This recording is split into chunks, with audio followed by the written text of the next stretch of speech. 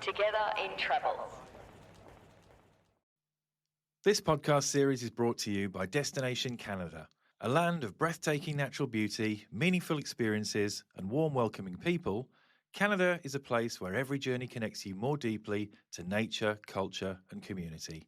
Start your journey today at www.keepexploring.com.au. One word: love. Banff is such an important and special place in this world. Welcome to Into the Hearts of Canada, the podcast where we uncover the stories of extraordinary people transforming Canadian tourism. I'm your host, Matt Leedham, checking in today from Byron Bay on Bundjalung Country, Australia's most easterly point. Today, I'm thrilled to welcome Leslie Bruce. Leslie's the President and CEO of Banff and Lake Louise Tourism in Alberta, Canada. Banff National Park is one of the world's most iconic mountain destinations, a place where natural beauty, Indigenous heritage and conservation history converge. With over 6,600 square kilometres of glaciers, forests, rivers and rugged peaks, it offers easy access to the unspoiled wilderness of the Canadian Rockies. Home to iconic wonders like Lake Louise, it's also a thriving habitat for incredible wildlife, from grizzlies and elk to bald eagles and deer. Leslie's leadership of the destination perfectly reflects the goals of Destination Canada's 2030 strategy, using tourism as a pathway to wealth, well-being and sustainability across the country. So if you're a travel professional tuning in, you're in for an absolute treat. Leslie shares not only truly local insights, but also practical ways you can bring the magic of Banff and Lake Louise to life for your clients. I really hope you enjoy Leslie and I's conversation. Well, hello, Leslie, and welcome to Into the Hearts of Canada. I always like to start this podcast by asking you, where are you today? Where does this podcast find you? I am talking to you from the beautiful Banff National Park in the heart of the Canadian Rockies. And I'd like to acknowledge also that I'm in the ancestral territories of the Yahi Nakota bands of Chiniki, Bearspaw, and Goodstoney, the Blackfoot Confederacy of Siksika, Kainai, and Pikanai, and the Dene Tsuut'ina Nation in Métis Region 3. And I make this acknowledgement to recognize all the work that we are all trying to do to make progress in truth and reconciliation across Canada. Beautiful, beautiful way to start this conversation. And what's going on in Banff right now? It is going great. And I have to say, to give myself some fresh air before we started our conversation, I went for a walk on Bear Street and Banff Avenue, and we're in the midst of building 3 very large snow sculptures right now. We're just getting ready to kick off our annual Festival of Snow. Can you give us a bit of a sense of what it's like to live and work in Banff? I mean, how does this destination inspire you on a daily basis? Well, truthfully, I pinch myself. I've been here now 10 years, and I moved here from Toronto, which is the largest city in Canada, to this iconic and breathtaking place. And it's truly like moving to everybody's picture postcard of what you imagine the best of Canada to be. Banff is a small town right in the Rockies, and you're living and working amongst the wildlife, mountains, glacial-fed lakes. It's like being in this sort of immersive experience. And it's really the part that I still can't get over is it's not uncommon to have to slow down for elk or deer on your commute to work. And there's no doubt that outdoor pursuits and adventures are core to everybody's life. We have a rule in our office, the 20 centimeter rule. And if it snows 20 centimeters or more overnight, we don't come to work. We all meet at the ski hill and we just do our best to be back at the desk by 1 p.m. But you have to, you live here for this. And so, yeah, it's pretty awesome. And it truly does inspire me to bring my best and do my best at work. And honestly, I feel an immense sense of responsibility to support this place and the people that live here and those that come to visit, because it is such a special place. And we want to make sure it stays like that. Well, it sounds like a very different commute to work, that's for sure. Absolutely.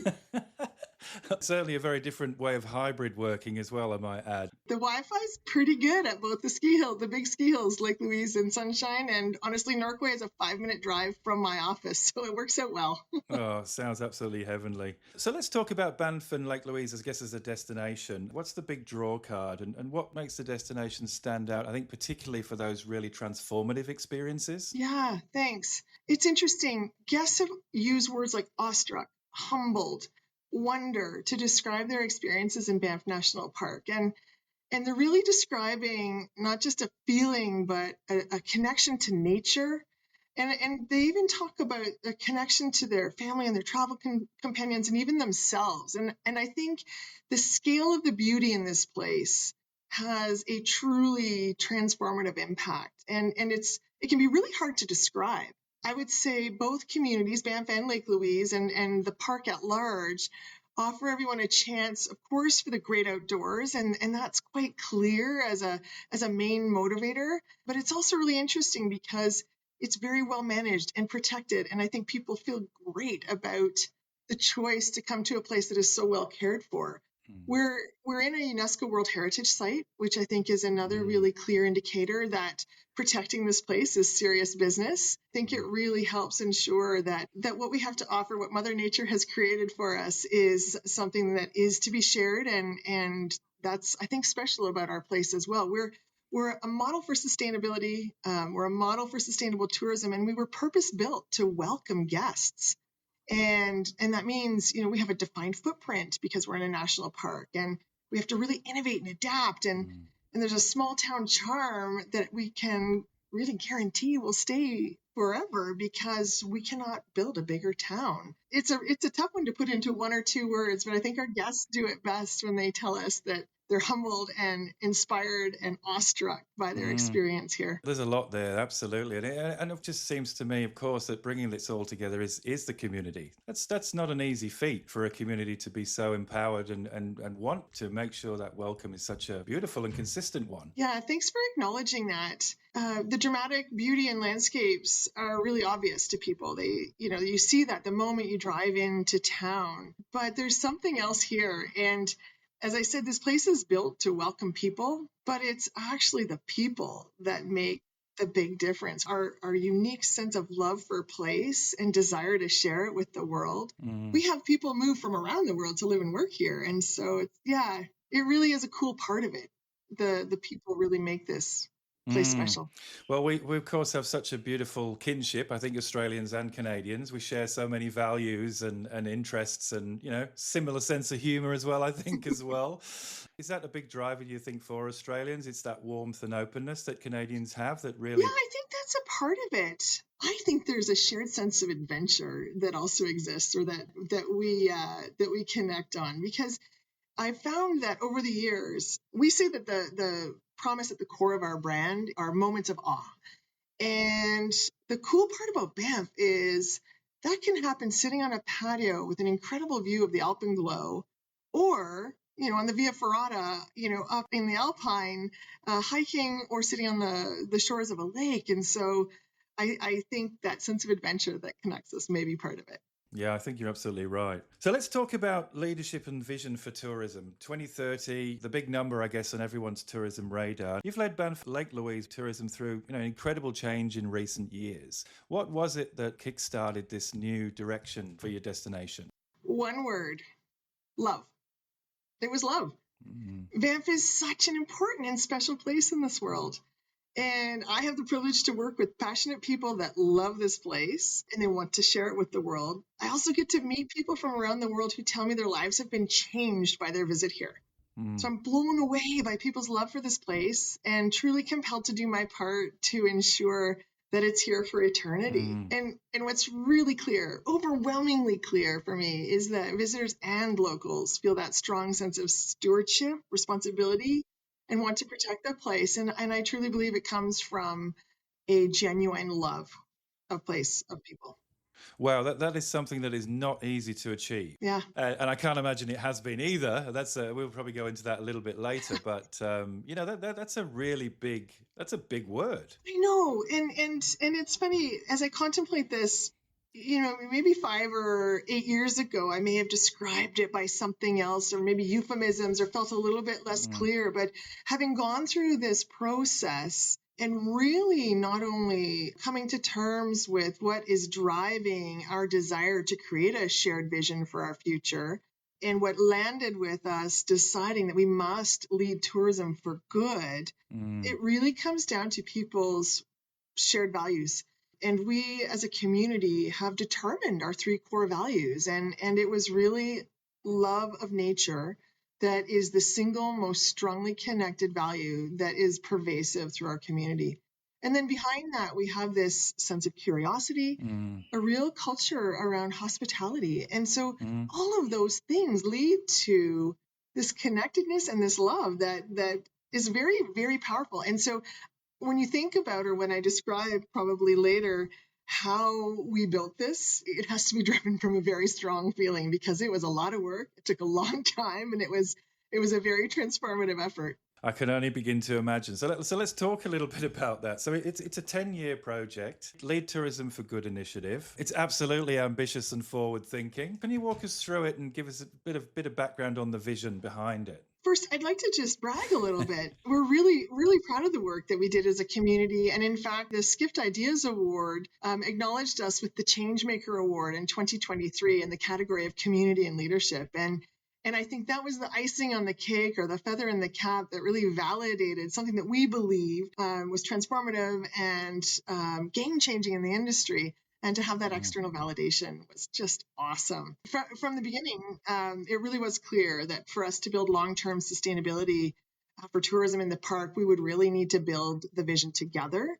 We are a national park, which is governed by a federal agency, Parks Canada, within a municipality here in the town of Banff.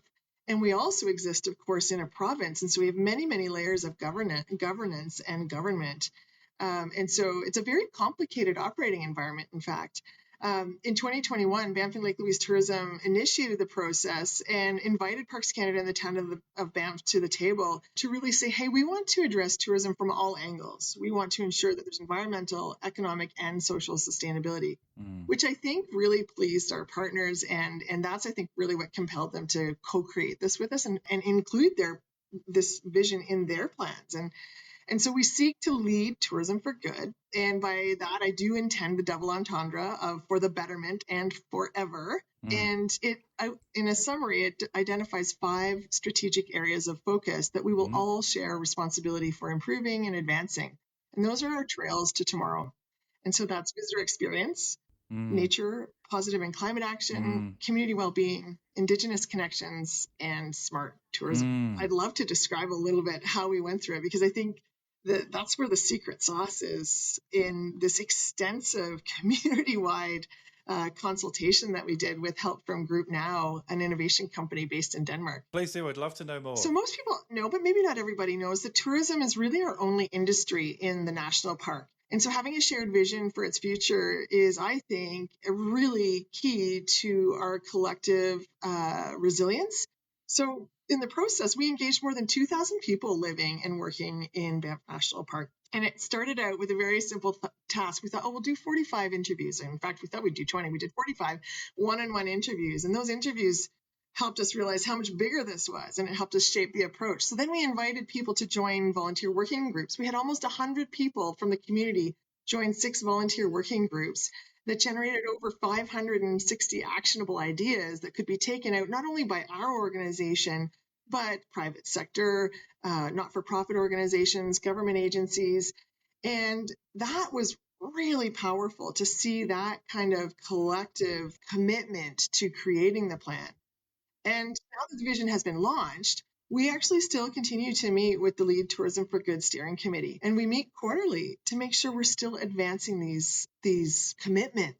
I have immense gratitude for the community and our partners, of course, for joining us at the table, because these people volunteered their time. And again, it came from a place of passion and a place of love and commitment to building a more resilient and sustainable future for everyone. Just a hugely brave one to embark on, really, because I can imagine not all the feedback was positive in terms of what was coming back. I see. It's funny because I learned about a process or a concept well after we've done this. It's called radical collaboration. And it really is what we did. We took collaboration to the next level. I mean, nothing like inviting your biggest critics and your biggest regulators to the table to help you create a future of growth and opportunity for your industry. I know people thought that we were nuts. It took us over a year to get from start to finish. I really don't think I had an appreciation for how deeply we would work together until we were in it. And honestly, I'm kind of glad I didn't know, because I may not have been able to even fathom it and push as hard as I did at the beginning. And so it all worked out as it should. 5 years in. How's it all going? We say we continue to build momentum. What is exciting is we have really great uptake across our tourism sector. So we have organizations like POW Foundation that are funded through the Banff Lodging Co. and Caribou Properties, one of our largest hospitality providers in town. They've just made a $30 million donation to our YWCA to help form a partnership to create. We'll be right back after this. Ready to discover Canada's warmth, wonder and wide open spaces? Connect with a local Canadian travel expert who can help you make your dream trip a reality. And if you're a travel professional, you can continue to enhance your destination knowledge through the Canada Specialist Program, which provides you with insider tips and exclusive tools. Find out more in this episode's show notes. A tourism school that will A, help upskill people in the destination, and B, give a sustainable funding model to the YWCA so that they may focus on their core objectives and stop operating their social enterprise, which was sort of a side part of their business. Amazing. We've got big things like that happening. We've also got smaller things happening, a partnership with coffee shops in town. The town of Banff and our organization, Banff Lake Louise Tourism, put our heads together to say, how can we reduce single-use items in the destination? And we created a share a coffee cup program. And so as a guest or a local, you can rock up to any coffee shop, use an app to scan a coffee cup, no cost. You get a reusable coffee cup, enjoy your beverage, and then return it to any one of our 20 participating coffee shops in town. It's cool because the process started with us understanding how many coffee cups were ending up in our waste stream. Our goal is to get rid of 10% of that waste in the first year and then build from there. So you can see there's little and big things happening. And the reason I think the process was so important and impactful to this is that people came on the journey with us and then recognized that it's not Banff Lake Louise Tourism or the town or parks' sole responsibility to fulfill the vision. It's all of us. And it will be the collective effort of this community that ensures that we are nature positive and that we've actually driven climate action forward and that we've been at the top of our game in visitor experience and that community well-being is at the center of our approach. So yeah, there's a lot happening. And you know what? There's a long way to go. Often it's about the 1%. It's those tiny little incremental changes that add up to a vast change over time. Thinking about, the travel trade here in Australia, and of course we're sending visitors over and we want them to have an amazing time, but sometimes maybe we're not quite sure as a travel industry how we can best position and really get those stories over the line with our clients to really make them feel invested when they get here too. Do you have any thoughts on that and how we can help the trade to sort of spruik those stories in a really authentic way? There's the stories, and also I think there are a few even key behaviors or considerations that the travel professionals can help us with immensely. There is this concept of staying longer and doing more. And we have learned in terms of the resources that it draws on, when people stay longer, hotels in particular, are able to manage water, manage staffing, manage even electricity in a different way than the churn of, 1 night, 2 night stays. That footprint of the guest is spread over longer. And so that's something that is really a part of our strategy, is working to increase trip duration. The other huge one for us is embracing the concept of responsible visitation. This includes things like being mindful of wildlife and respectful when taking photos and picnicking. A huge part of our story is really around the integrated transit system that we continue to grow and encourage people to use. And so having that year-round system integrate with Parks Canada's system is allowing us to move people more sustainably and then encourage behavior like walking and biking and taking shuttles. So we can now take a shuttle from the airport. You can take a shuttle up to the major sites like Lake Louise and Moraine Lake. You can get to every ski hill on a shuttle without having to drive. And our activity providers are also offering shuttles included in their packages in order to help A, make that choice easy, but B, get from A to B in a more sustainable way. And so those would be the two sort of behavioral shifts that we're really working on with our partners. With stories, I shared the story of coffee cups. The coffee cup part is cool, but what I think we're trying to say is that we're more and more our guests are asking us. They want to know that they're contributing to our community and not taking from our community. And so So I think one of the really important things for travel professionals to understand is that we're working collectively as a community to find ways to help make a guest experience contributory and help them feel like they're part of it. People offering, for example, e-bikes as a way to see the destination. And I think it really is kind of cool because when guests are riding e-bikes, you'll see that all the locals are too. Our community has actually now, Town of Banff, as part of their contribution, has given incentives to our community members to buy e-bikes so that they will stop using their cars and use their bikes in community. What I take from it is because you've got the community on board, you've got ambassadors 24/7, literally living the, what you're trying to achieve and passing those stories on. I honestly think that's the only way we can really educate people. It's actually one of the reasons that we love to focus on Net Promoter Score to help understand how we're doing that. We do in destination surveys and people can fill them out after they leave. And cool part about that is our Net Promoter Score now is higher for people who stay 4 days and longer. And so it's all kind of marrying in because people get to settle in, they get to have a richer experience. And so their Net Promoter Score is higher, which means they typically are going back and telling the stories of their experience. And so we're doing our very best on that smart tourism trail to understand objectively and with data what the different decisions we are making, what impact are they having on our guests, and vice versa. What is our guest and or our local telling us about their experience that can help us craft that future in partnership with Parks Canada. Talking about community again, and again, you're 5 years into this, and I saw one of your beautiful videos about talking about the project in more detail, and we'll put the link to this in the show notes. One of the quotes from yourself in there was, "In order for us to stay the same, we absolutely have to change." And you said that was a real aha moment for you, and it sounds so obvious, but it says so much. Thank you for pulling that one out. That truly was game-changing. As we were trying to find that sort of one thing we all shared in common, or that one thing that we all wanted to work towards, what became clear is that we all share responsibility and love for nature. And so what was really kind of cool is the group's aha moment when they realized the only way to protect and keep the same is for us to change behavior. We have more people coming to the destination. We have to move differently, or we have to think differently about energy consumption because climate change is real and we want to be part of the solution. And so I think for us, that was amazing. And even the industry being able to express to, for example, our colleagues at Parks Canada, how important it is to us as a travel and tourism industry to ensure that these mountains remain big and beautiful and that bears walk freely and the elk and deer are undisturbed. Like that really matters to all of us. Well, the only way to really make sure that that continues to happen is for us to change behavior, for us to put in place new infrastructure, and for us to actually capitalize on technology in order to do that. Thank goodness we all clued into that. It sounds like such a simple and obvious statement. That took us a couple of months, really a back and forth debate. And that was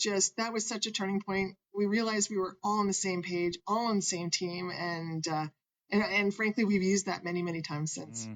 Well, it's a fantastic way to encapsulate it, I think. As a resident yourself, what's been some of the most meaningful takeaways or experiences for you? It's interesting. We as a community we've gone really close and we've come really far. I think the one thing I've always said about this community is our superpower is our ability to disagree and agree and come together when it counts. And our superpower is our willingness and commitment to work together. And so I won't pretend that it's all been easy and all been straightforward. What is really exciting is that the community rallies around the opportunity to make decisions together. There's so much passion, so much love, place, and people. And I think the actions speak very loudly. I'd like to just dial it up now and talk a little bit about practical insights for our travel professionals listening to the show. What advice have you got as a key sort of pitch, if you like, for them to tell that story? We have really found that the destination resonates with people that are looking for something, of course, special and iconic and beautiful. Absolutely, maybe a little brag-worthy or sort of bucket listy, and also to have that quintessential Canadian experience. But we've also really noticed that people that share a desire to connect with nature, are open to having sort of mind-blowing experiences in the very simple things in life, really seem to thrive or have incredible experiences here. We have almost every soft adventure opportunity that you could imagine: hiking, skiing, biking, dog sledding, tubing, and more, as a place that inspires wonder and awe. This is an incredible place for families. The wildlife viewing is so natural and so immersive. It really, you feel like you are a part of it. And so whether you are taking a bike ride down the Bow Valley Parkway or riding a gondola, again, you feel really close to that. Spending time in a castle or spending time on the shores of Lake Louise, these are really, again, special and iconic opportunities. And I know it's challenging because one might say there's something here for everyone. There really is. But what is special is that there's a moment here for everyone. There is a moment of awe here for everyone, whether you're sitting on a patio and blown away by the sunset or the sunrise for that matter, or you're charging down a hill on skis or a snowboard. There is that moment. And that is something that when we have done our research with our visitors and crafted our new approach to our brand, we have been told time and again that not only are there moments of awe here, but they stay with you forever. You leave changed just a little bit. And those can be hard things to describe and hard things to sell.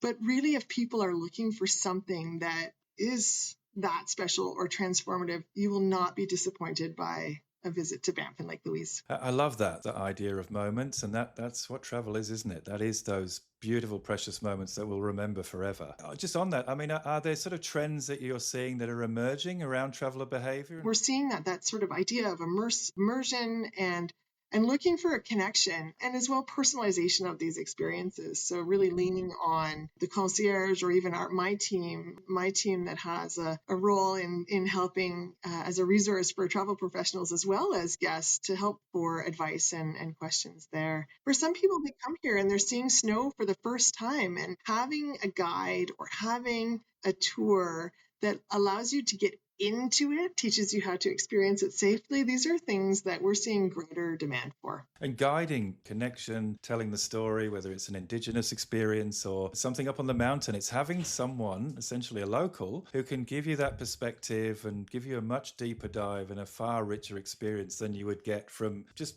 going solo and kind of working it out. I couldn't agree more. And that idea of being able to really help personalize the experience, we're seeing more demand for that. And one of the things that we're doing in Destination to help with that once people arrive is we have a program locally called the Ambassador Program. This is something that every frontline team member of every organization in our destination are offered when they arrive in town. And in 2024, we put almost 5,000 people through this program. We educate people on the highlights of the destination, any new product or new experiences that have come out, and then we give them an opportunity to go and experience them. Well, that's brilliant. Yeah. Here in Australia, how can the travel trade play our part? How can we align with what you're doing? We want to be really easy to work with. First, we're Canadian. That kind of comes with part of the territory. But we may not understand your guest as well as you do. And so we really have, created tools and are here and are available to help in any way we can. We really want to help. We live, work, and welcome the world to one of the most incredible places. And with that comes an immense responsibility, not only to conduct business in a way that protects nature and our community, but really to share what we've learned with our guests. And I truly believe that travel can be an immense force for good. Research has shown that, people are more open to ideas when they travel. And so by connecting people with Banff and Lake Louise, we really hope to inspire them to take something home with them in their minds, in their hearts. What have they learned? And maybe take that back to their daily lives. So for us, it really is going to be about continuing to build momentum so that every experience of every guest that comes to our place offers something, a really positive experience or something that they feel inspired to maybe take home as an idea or even feel good about having done something to help our community. I think it really is that exciting part where we hope to start seeing some of the results of that hard work that we put in. As a community that is dedicated to tourism, we're committed to welcoming your guests in a way that not only benefits our community, but really changes the lives of your guests through moments of awe. And we really hope that that will stay with people forever. Amazing. Thank you so much, Leslie. And thank you so much for our conversation today. It's been a joy to speak to you. Thank you again for your outstanding work that you're doing to progress tourism in the right way. Thank you again. Thank you, Matt. Don't forget to check the show notes for useful links and resources and for more information on today's episode. Into the Hearts of Canada is a Karryon podcast original series hosted by me, Matt Leedham. Executive producer for Karryon Podcasts is myself, Matt Leedham, and all podcast production is by Cassie Walker. And subscribe to Karryon Podcasts wherever you listen.